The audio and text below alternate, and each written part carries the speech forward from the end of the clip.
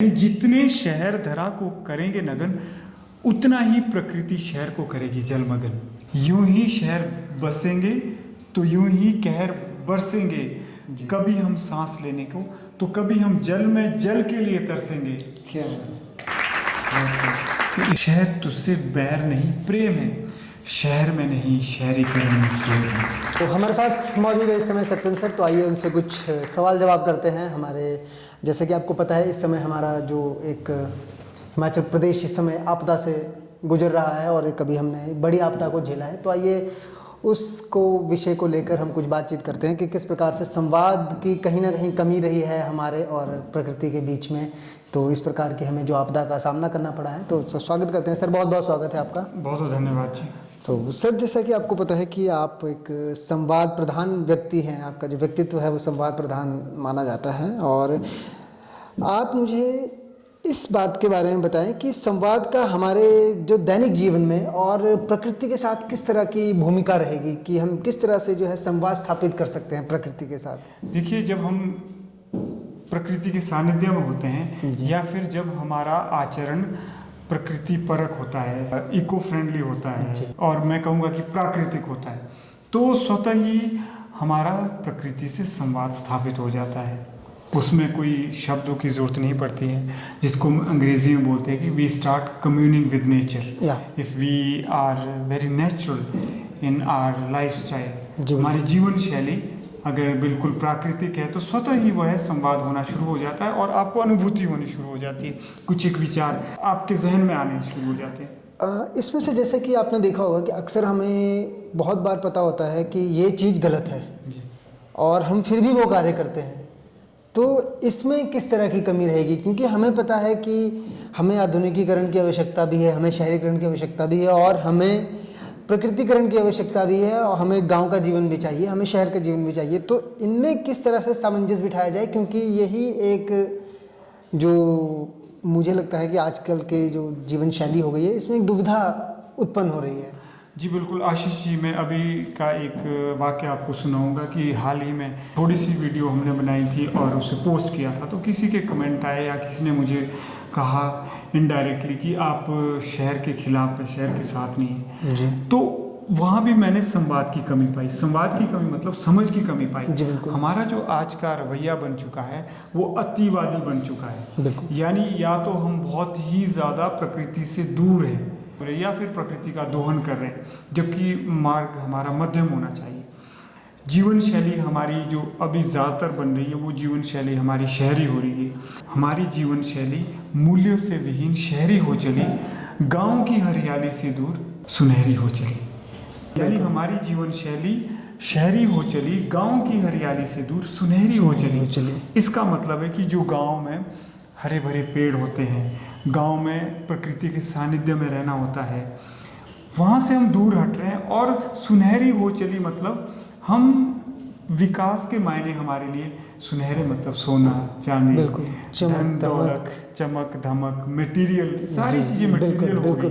तो यह नहीं होना चाहिए। अगर हमारी जीवन शैली कहीं ना कहीं हमारी सुनहरी भी रहे और शहरी भी रहे तो मुझे लगता है कि बहुत ही अच्छा होगा, तालमेल होगा।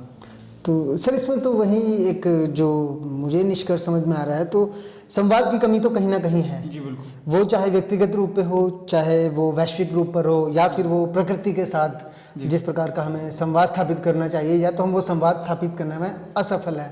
तो उसे किस प्रकार से बढ़ावा दिया जा सकता है, कि किस प्रकार से आधुनिकीकरण के साथ साथ जो है प्रकृति के दोहन को जितना कम किया जा सके। देखिए, मुझे लगता है कि जो व्यक्ति, आप जैसे सज्जन लोग, जैसे आप घूमने जाते हैं, आकाश जी जैसे हैं, जब कहीं भी जाते हैं तो अभी जैसे इन्होंने कहा कि जब हम पिकनिक पे जाते हैं तो हम सुनिश्चित करते हैं कि जो भी हमारा कचरा होता है, खाने पीने के बाद जो अपशिष्ट या अवशेष वस्तुएं होती हैं वो उनको वापस लाते हैं और सही जगह उनका निपटारण करते हैं। यानी जो ऐसे प्रकृति प्रिय लोग हैं, प्रकृति पसंद लोग हैं, या प्रकृति से जिनको प्रेम है, ऐसे लोगों को जागना पड़ेगा और आगे आना होगा।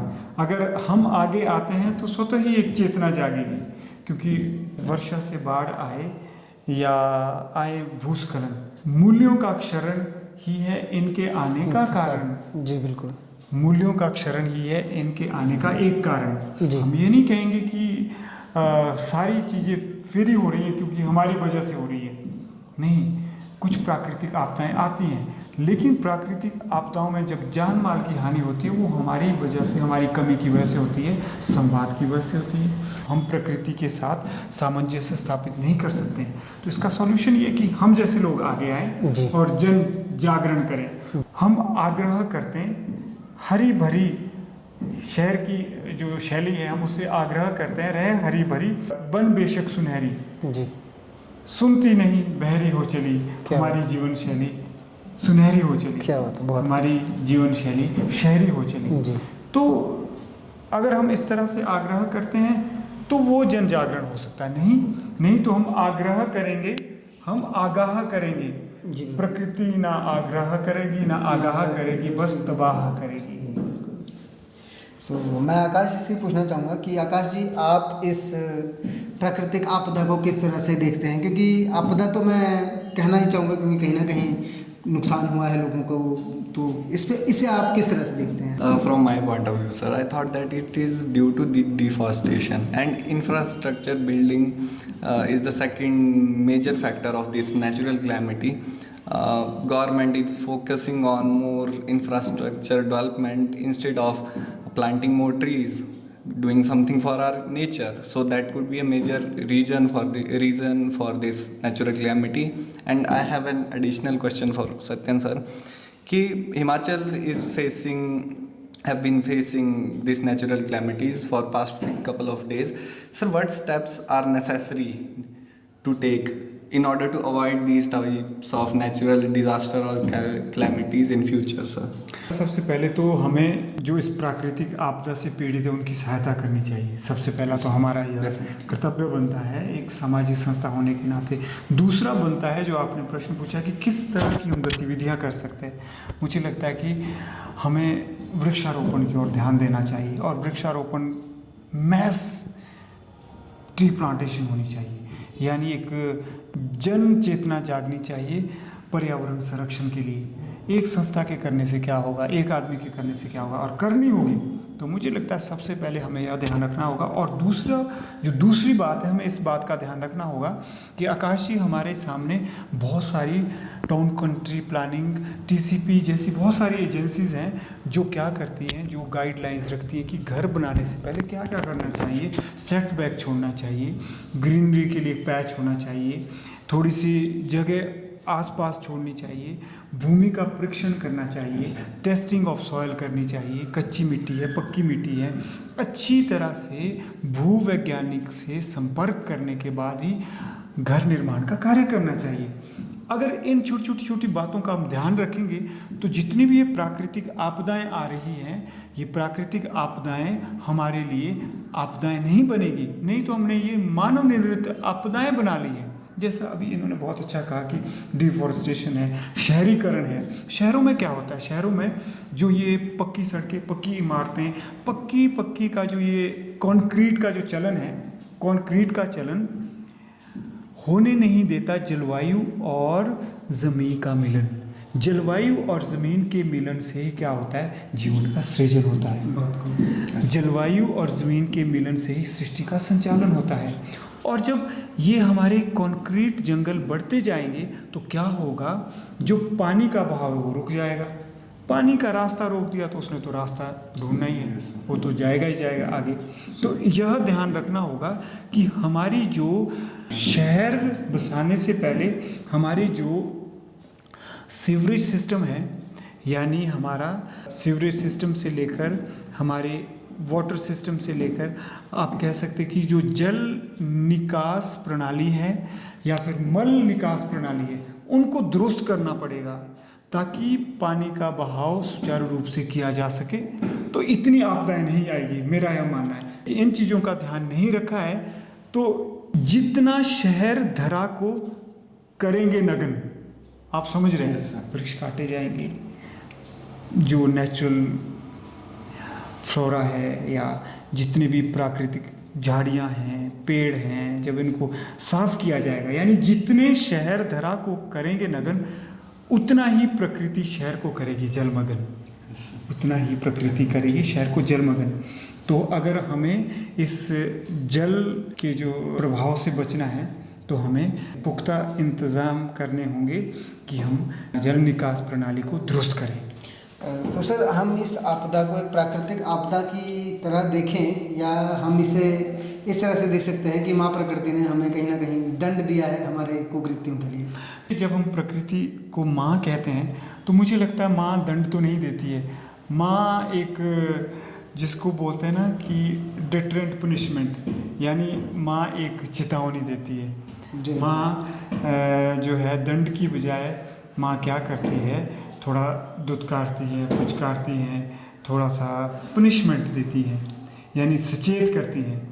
तो मैं यह कहूँगा कि बिल्कुल सही कहा आपने, माँ जो है सचेत करती हैं कि जाग जाइए, अभी भी समय है। यूं ही शहर बसेंगे तो यूं ही कहर बरसेंगे, कभी हम सांस लेने को तो कभी हम जल में जल के लिए तरसेंगे। क्या बहुत खूब।